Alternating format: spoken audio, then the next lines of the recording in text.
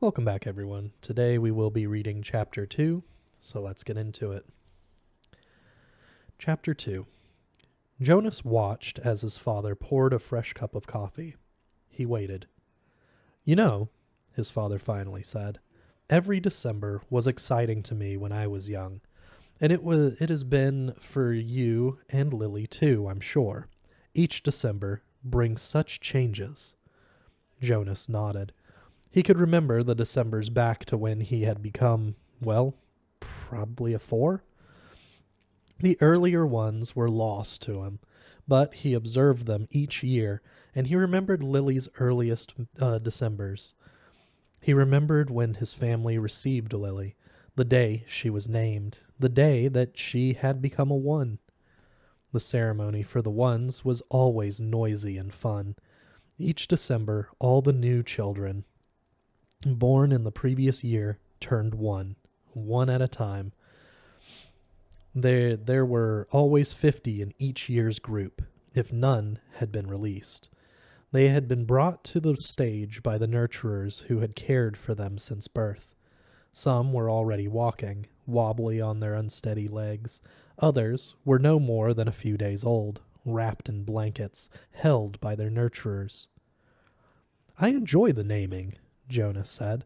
His mother agreed, smiling. "The year we got Lily, we knew, of course, that we'd receive our female, because we'd made our application and been approved.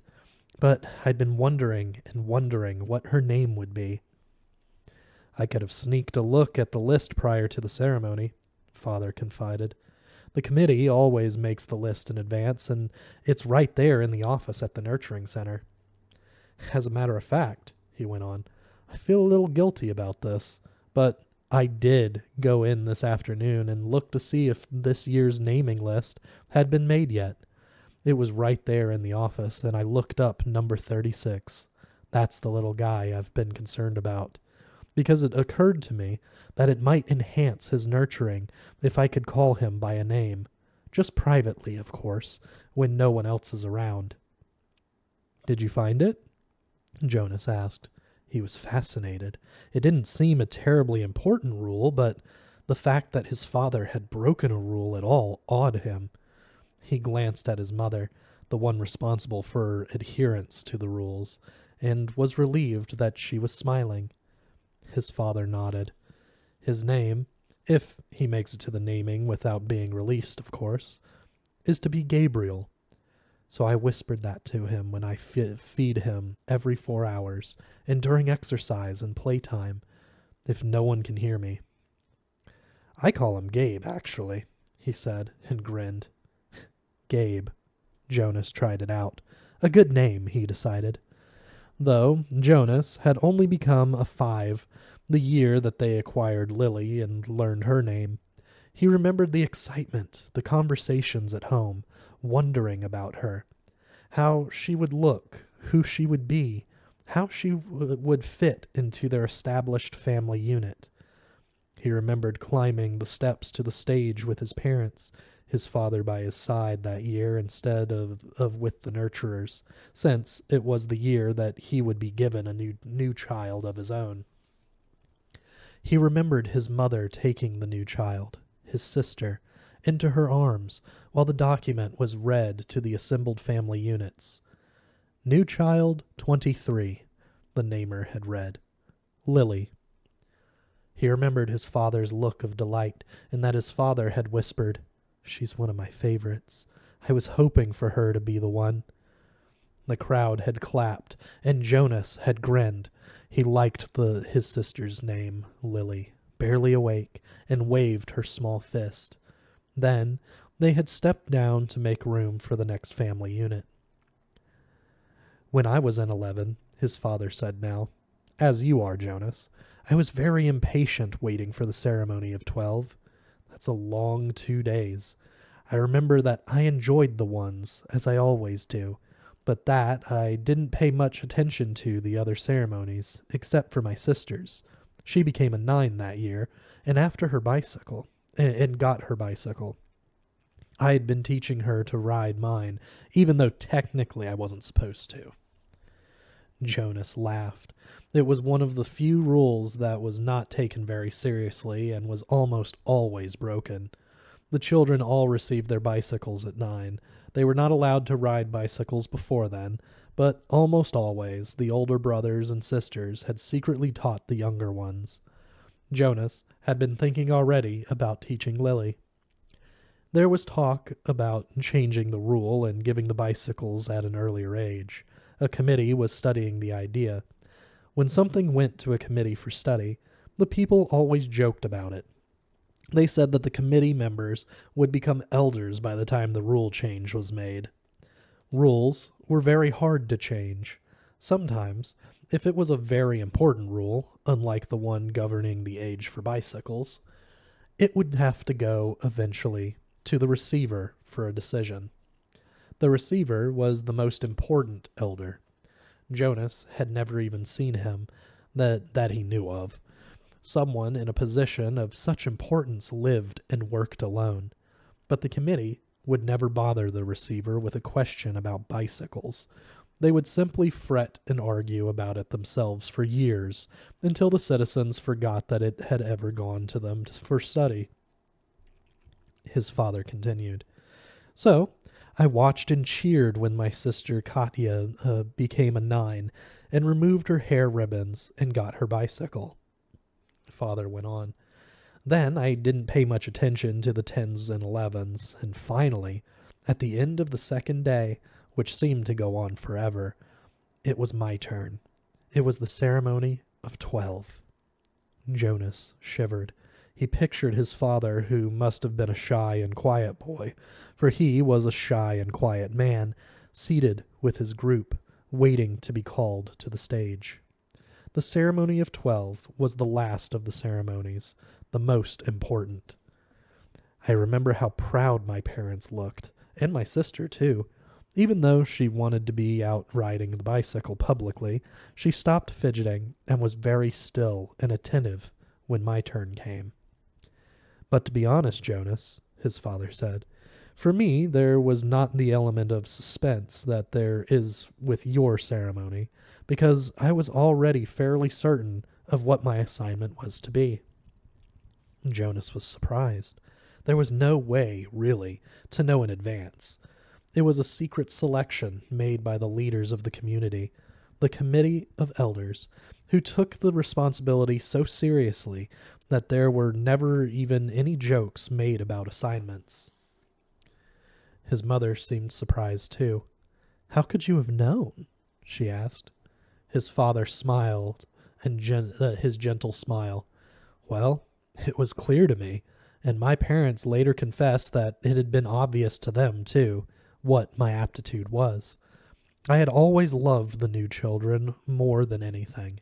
When my friends in my age group were holding bicycle races, or building toy vehicles or bridges with their construction sets, or all the things I do with my friends, Jonas pointed out, and his mother nodded in agreement. I always participated, of course, because as children we must experience all of those things. And I studied hard in school as you do, Jonas. But again and again, during free time, I found myself drawn to the new children. I spent almost all of my volunteer hours helping in the nurturing center. Of course the elders knew that, from their observation. Jonas nodded. During the past year, he had been aware of the increasing level of observation. In school, at recreation time, and during volunteer hours, he had noticed the elders watching him and the other 11s. He had seen them taking notes. He knew, too, that the elders were meeting for long hours with all of the instructors that he and the other 11s had had during their years of school. So I expected it, and I was pleased, but not at all surprised with my assignment when my assignment was announced as nurturer, Father explained. Did anyone applaud, even though they weren't surprised? Jonas asked. Oh, of course. They were happy for me, that my assignment was what I wanted most. I felt very fortunate. His father smiled. Were any of the 11s disappointed your year? Jonas asked. Unlike his father, he had no idea what his assignment would be, but he knew that some would disappoint him. Though he respected his father's work, nurturer would not be his wish, and he didn't envy laborers at all. His father thought, "No, I don't think so. Of course, the elders are so careful in their observations and selections. I think it's probably the most important job in our community," his mother commented. "My friend, Yoshiko, was surprised by her selection as doctor," father said. "But she was thrilled. And let's see, there was Andre. I remember that when we were boys.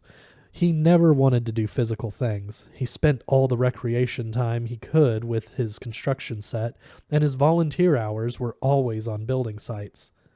The elders knew that, of course. Andre was given the assignment of engineer, and he was delighted.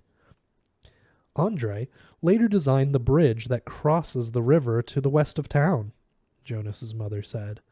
"It wasn't there when we were children." "There are very rarely disappointments, Jonas. I don't think you need to worry about that," his father reassured him. "And if there are, you know there's an appeal process." But they all laughed at that. An appeal went to a committee for study. "I worry a little about Asher's assignment," Jonas confessed. "Asher's such fun, but he doesn't really have any serious interests. He makes a game out of everything." His father chuckled. "You know," he said, "I remember when Asher was a new child at the nurturing center, before he was named. He never cried. He giggled and laughed at everything. All of us on the staff enjoyed nurturing Asher." "The elders know Asher," his mother said. "They'll find exactly the right assignment for him. I don't think you need to worry about him. But Jonas, let me warn you about something that may not have occurred to you. I know I didn't think about it until after my ceremony of 12. "What's that?" "Well, it's the last of the ceremonies. As you know, after 12, age isn't important. Most of us even lose track of how old we are as time passes, though the information is in the Hall of Open Records, and we could go and look it up if we wanted to. What's important is the preparation for adult life and the training you'll receive in your assignment." "I know that," Jonas said. "Everyone knows that."